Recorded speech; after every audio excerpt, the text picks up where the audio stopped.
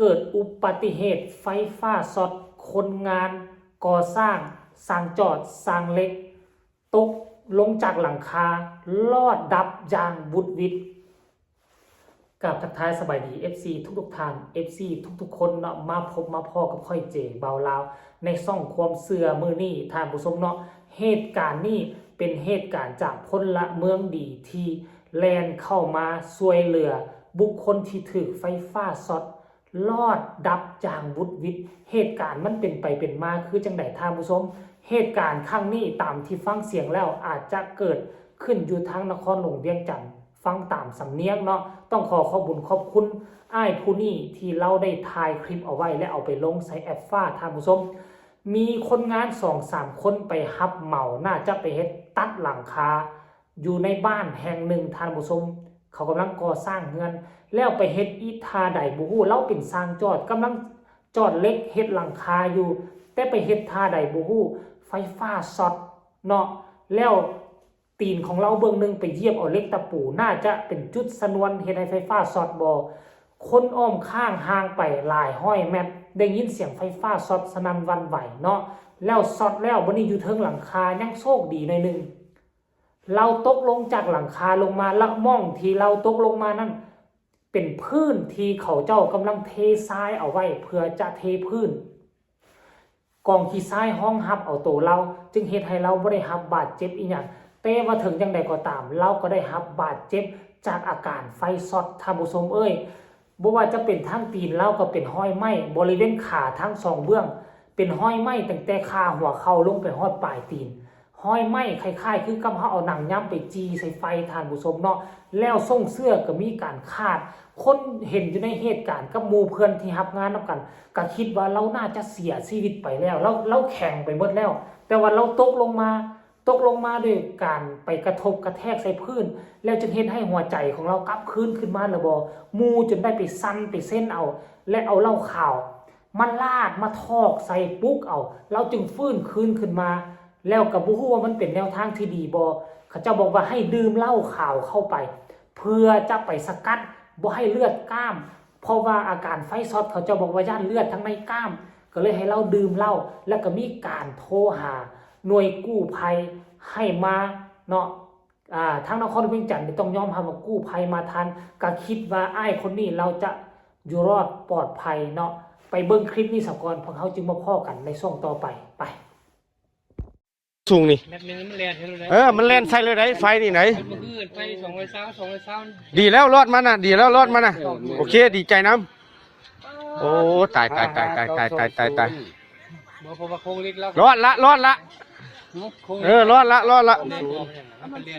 ใครรู้แล้วแข่งไปเลยเนาะไฟน่ะสิเลยบอกอันนี้มันลักษณะแบบมันไปรถไปหงอนี่รถ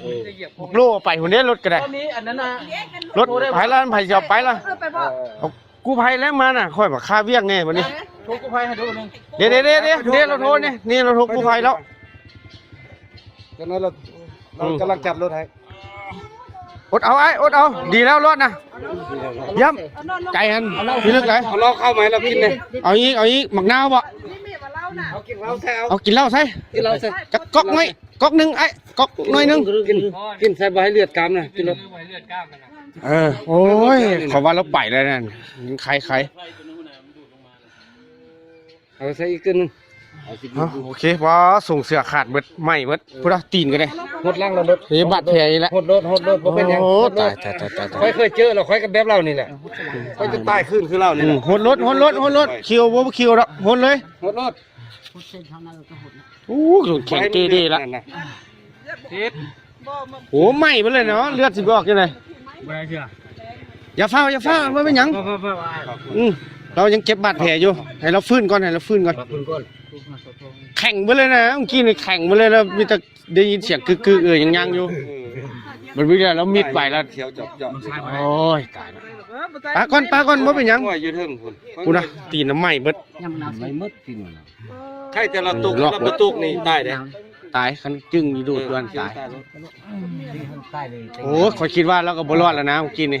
เพราะว่าเราบ่รอดแล้ว เพราะมันตกออกมาอย่างใคร ใครจะตกใครที่ตาย ข่อยได้ยินเสียงดังตืดอยู่พุ่นแล้ว ผู้นั้นเขาอยู่หุ่นกันหนังเบิ่งงัวเขาอยู่หุ่นน่ะ เสียงดังบูดอยู่มันโอ้สอดแล้ววะเนี่ยมาเห็นรถตกนี้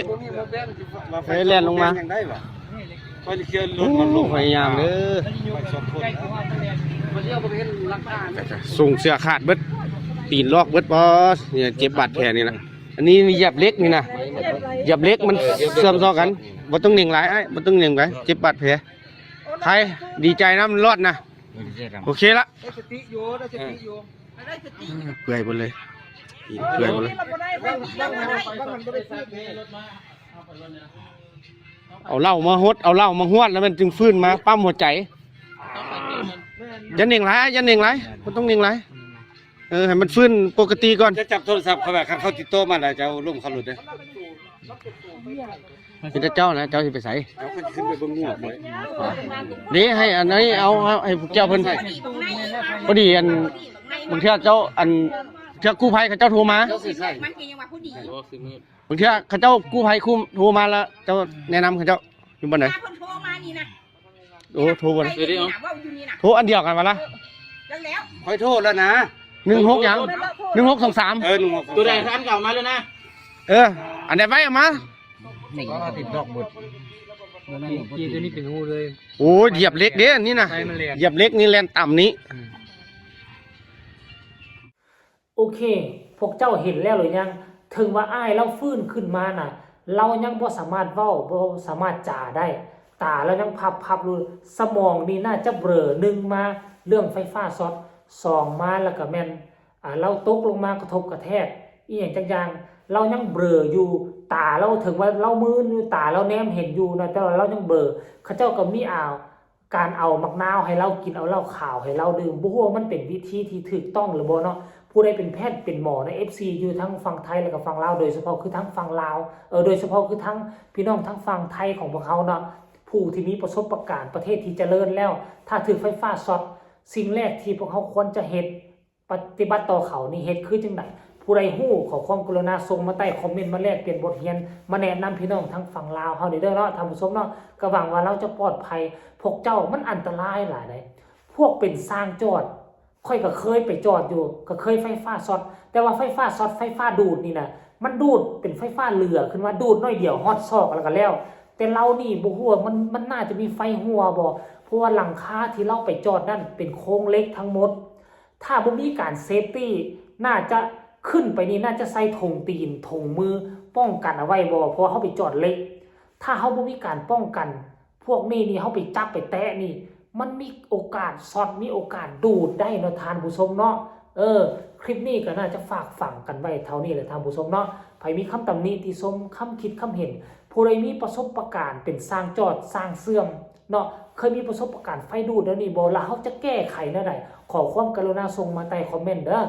ฝากทุกคนกดไลค์กดแชร์กดติดตามให้แน่เพื่อจะบ่พลาดในคลิปต่อไปที่สำคัญอย่ากดข้ามโฆษณาเด้อเพื่อเป็นกำลังใจให้ค่อยเจ๋บ่ลาวพบกันใหม่ในคลิปหน้าสำหรับคลิปนี้ขอกล่าวคำว่าสบายดีบ๊ายบาย